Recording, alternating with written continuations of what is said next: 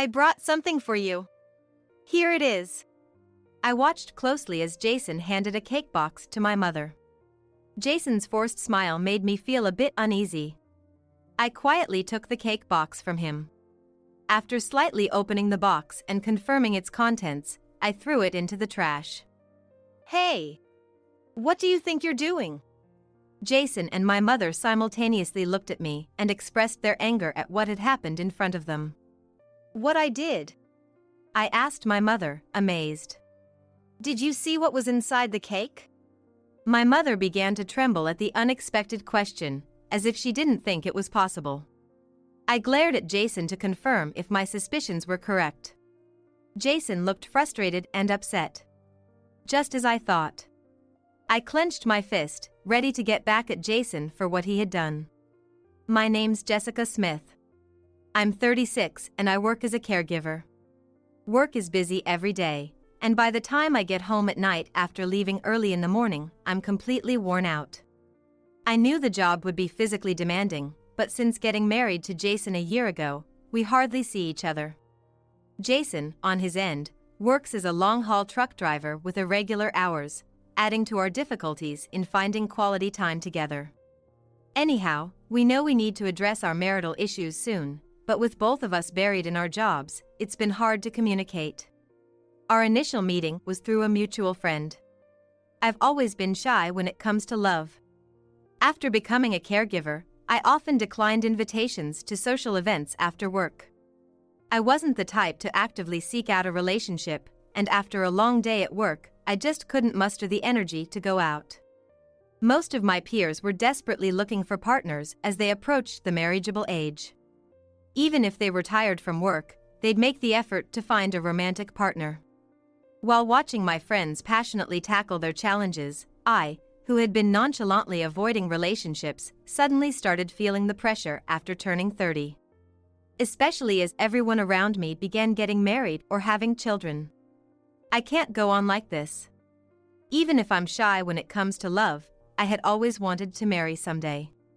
So, I reached out to a friend who once invited me to a singles party, and she introduced me to a man of my age. That was my husband Jason. Jason was 2 years older than me.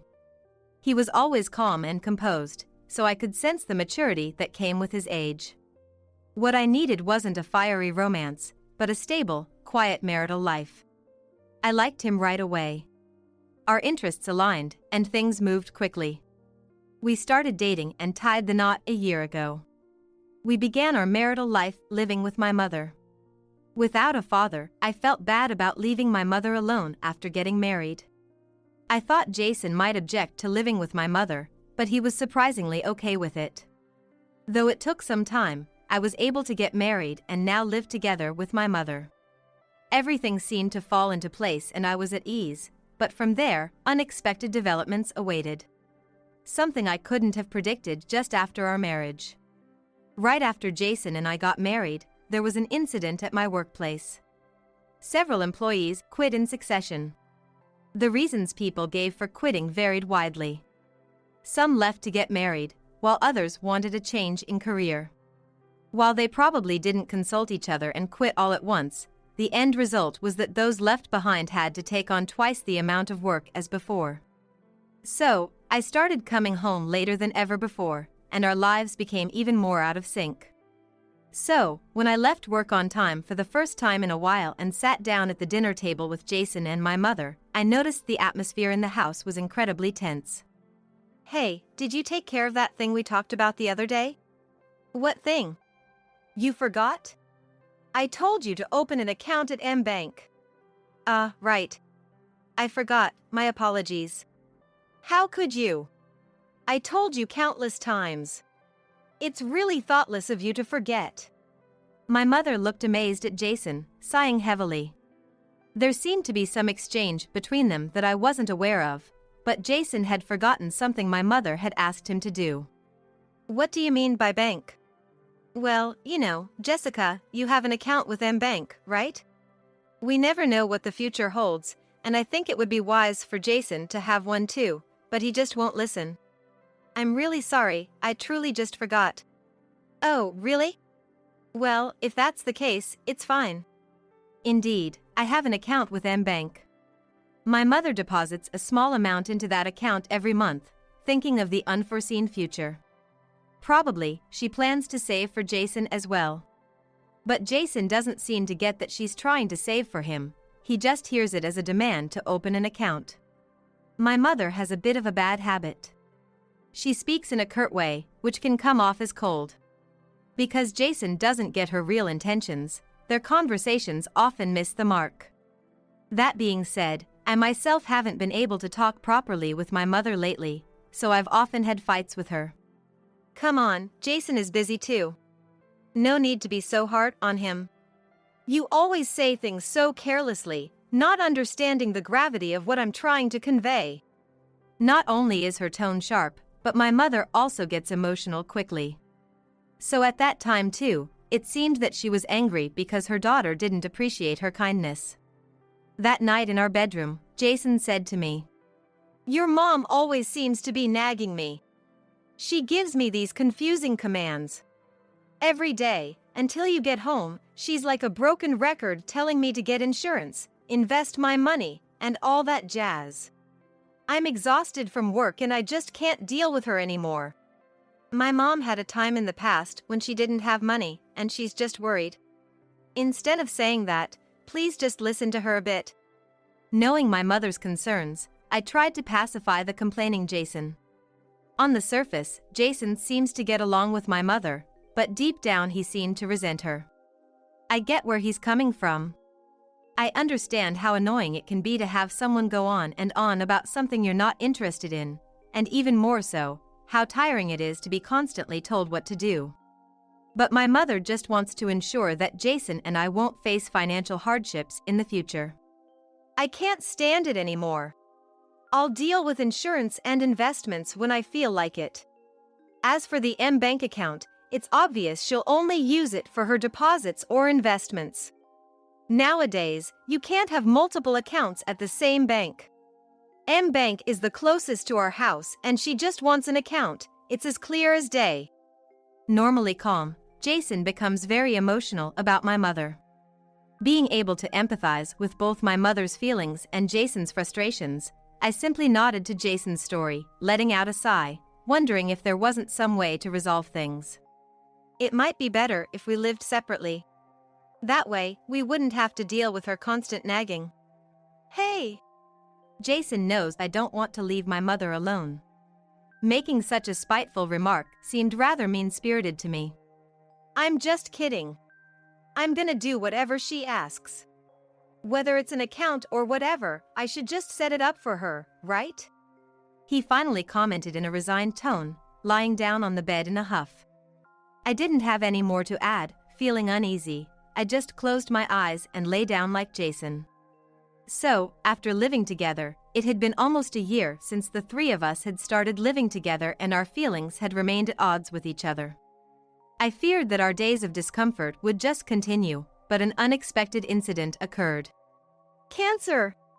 Yes, it's really frustrating to find out about this at my age. One day, when I returned home a bit earlier than usual, my mother nonchalantly told me she'd been diagnosed with cancer. Jason hadn't returned yet, and it seemed like a good time for her to break the news. Oh no! Is it serious? How advanced is it? It doesn't seem too serious yet, but I'm gonna have surgery soon and will probably be hospitalized for a bit. Can you handle the housework? My mother, more concerned about whether I can do the housework than her own surgery, leaves me wondering if she's being kind or just interfering. Either way, her concern over something so trivial irritated me, somehow. Of course I can manage. How old do you think I am? What's with you? I'm really worried about you. You're crabby. I get it without you saying it every time. I can handle the housework, you just focus on getting better. I don't even know why I'm getting so worked up, but the fact that my mother has cancer seems to have hit me harder than I thought. I just can't be honest with my feeling, and I found myself frustrated again at not being able to offer my mother any comforting words. All right, I get it. Jason would listen without any fuss. My mother doesn't know what Jason really thinks about her behind her back. So, seeing Jason nod on the surface in agreement to her requests, which almost sound like orders, she probably believes that Jason is on her side. While she scolds Jason in a stern tone at times, she doesn't seem to be genuinely mad at him. In reality, Jason always begrudgingly listens to my mother, and he's never seriously paid attention to what she says. I want to tell that to her, but given my current standing, I can't say anything to my mother. Even though I'm truly on my mother's side, not Jason, all I could do was murmur it in my heart. Afterwards, my mother informed Jason that she has cancer and needs surgery. I don't know how Jason reacted, but seeing the peaceful look on my mother's face before she slept, I could tell she was comforted just the right amount. However, as expected, Jason seemed deeply disturbed upon hearing about my mother's illness. How bad is your mother's illness? I'm not sure. All she told me was that it wasn't that bad. Is that so? Jason didn't seem convinced at all and showed a cryptic reaction. With my heart in turmoil, I tried to calm down as I headed to bed. That was the end of our conversation for the day, and Jason and I went to sleep amidst the chilling silence. From that day, even more so than before, I continued living a life without crossing paths with Jason at all. It seems that my mother and Jason rarely see each other. In that case, when on earth does Jason come home? I usually go to bed before Jason returned and start my day either before he wakes up or after he has left. This is exactly what it feels like to live separately within the same house. I was starting to suspect Jason, having no idea what he was thinking. While I continued living a life without crossing paths with Jason, the day of my mother's surgery finally arrived. I wonder if Jason will come. My mother sighed in her hospital room before entering the operating room. Even though Jason won't come, I'm here. Jason. There's no need to prioritize a son-in-law over one's own daughter, especially at a time like this. Having such bitter thoughts, I wonder if I'm a narrow-minded daughter.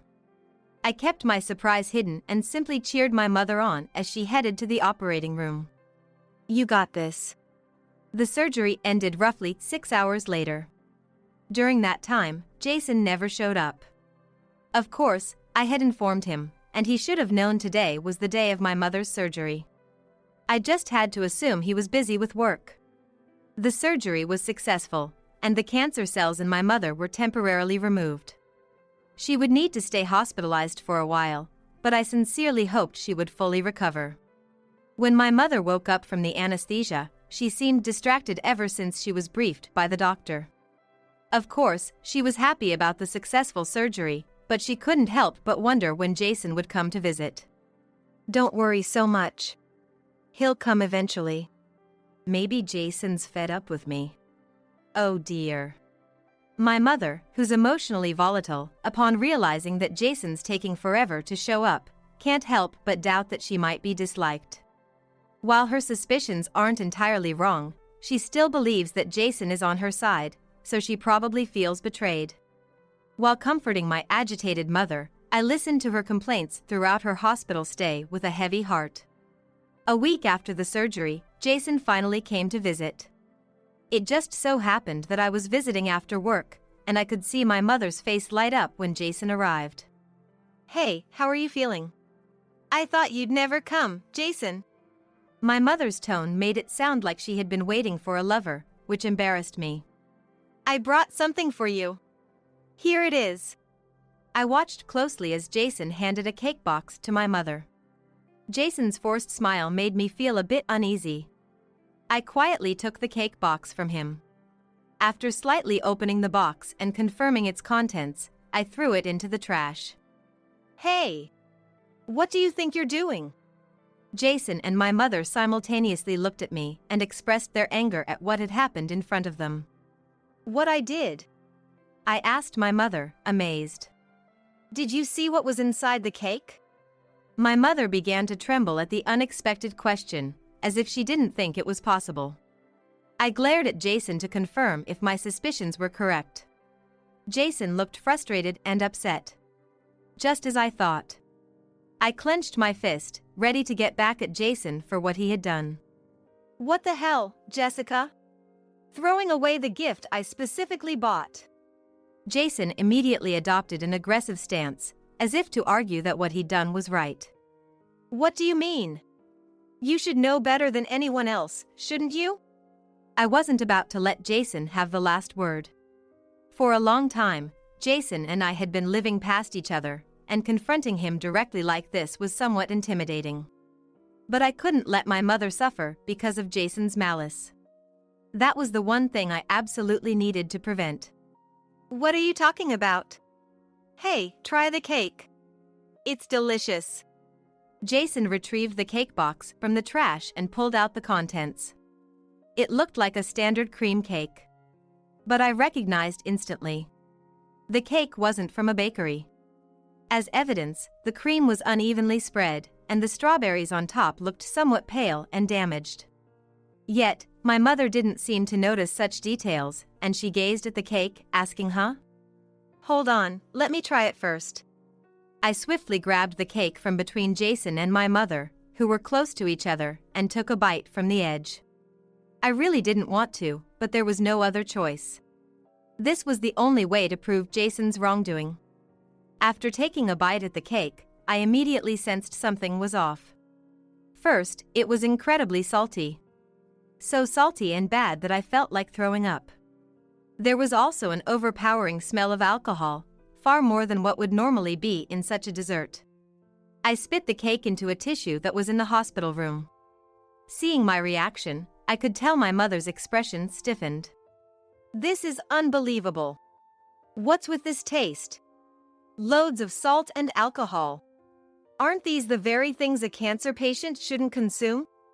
Even for healthy individuals, consuming too much salt and alcohol is toxic. For cancer patients, it further increases the risk of the disease. The idea that he intentionally wanted to feed this to my mother was horrifying. As Jason didn't anticipate I'd taste the cake, I could see him go pale. You knew Mom's cancer treatment caused taste disturbances. So, you brought this. What's your aim? It's not uncommon for cancer patients to have taste disturbances from treatments. I remember my mother telling me recently, I can't taste the food. Given her surgery, it should improve. But if Jason was aware of my mother's taste issues, it's not surprising he thought of the alcoholic cake. My mother looked at Jason with sheer terror. She seemed to have finally realized that he wasn't on her side. And as for Jason, he finally abandoned the facade of goodwill, lifted the corner of his eye and spoke with a defiant expression. The goal? It's obvious. To hasten this old hag's disease and cash in on the insurance money. Jason let out a loud, almost hysterical laugh. He's insane. He bragged about doing it for the insurance money and tried to harm my mother. To know he had such intentions and would brazenly admit to them was horrifying. A chill ran down my spine. Huh? Do you even realize what you were trying to do? That's a crime, you know. I know, and I don't care if I become a criminal. I just want to get rid of this old hag as soon as possible. It's clear that when Jason scornfully referred to my mother as an old hag and tried to make her eat the poisoned cake, the image of Jason inside my mother's mind completely crumbled. That's how much my mother had a look of despair on her face. You're always nagging me, telling me to do this and that, and you get mad when I don't obey. My life isn't just for you, old hag. Don't order me around. It makes me sick. Jason vents the pent-up frustrations he's felt up until now at my mother. My mother looked at Jason with shocked eyes. I just didn't want you to struggle with money, Jason. I don't care about that. I decide for myself. Don't interfere in my life every single time. Damn it, you ruined my plan. What are you gonna do, Jessica? Jason glared at me while stamping his foot angrily. I held my head up high, trying not to be cowed by his snake-like eyes. In the corner of my vision, I could see my mother's frail body, crushed by despair. Wait for me, Mom. I'll drive this guy away. Sorry to break it to you, but instead of getting insurance money, you're the one who's gonna have to pay alimony. Huh? What the hell are you talking about? Jason laughed scornfully. He still hasn't realized.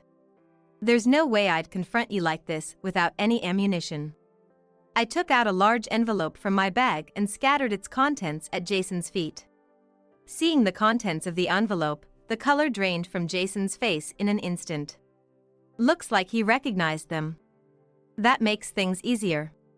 These were investigated by a private investigator.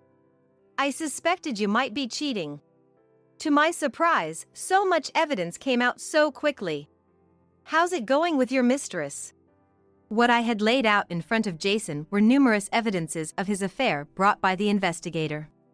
Most of the photos are of him with his mistress. I didn't really want to look directly at the photos, but seeing Jason in them, leering and intertwining his arm with that woman's, fueled my determination. How's it going? What the hell are you talking about? This is so unfair. Realizing he could no longer make excuses with such evidence presented to him, Jason didn't try to dodge the blame. Instead, he lashed out, trying to paint me as the villain. But to me, it just sounded like the whining of a loser. No matter how much Jason shouted, I wasn't scared at all. Unfair? Who's being unfair? Sneaking around cheating on me while pretending to be busy, and then trying to do something terrible to my mom? Unbelievable. I thought you were busy with work, but you were actually busy cheating, weren't you? I feel so stupid for feeling down because we were living separate lives. Reflecting on my life up until now, tears naturally welled up in my eyes. I got married later than everyone else around me, but I was so happy when I married Jason. It saddened me that Jason would speak ill of my mother and that we could no longer hold a conversation together. My pent-up sadness and frustration that I couldn't vent to anyone suddenly exploded. Yet, even seeing me like that, Jason just sneered at me. I don't care about that. I was planning to live happily with Emma after getting a ton of insurance money. But you ruined it, you damn woman. Ignoring my feelings entirely, Jason continued to spew insults. Emma must be the name of his mistress. Doing my best to suppress my trembling body, I tried to retort to Jason. But before I could, my mother spoke up. I've been listening, and Jason, you're unbelievable. Not only for what you tried to do to me, but how can you speak to Jessica like that? It's because of you and your daughter that I've never been happy in my married life.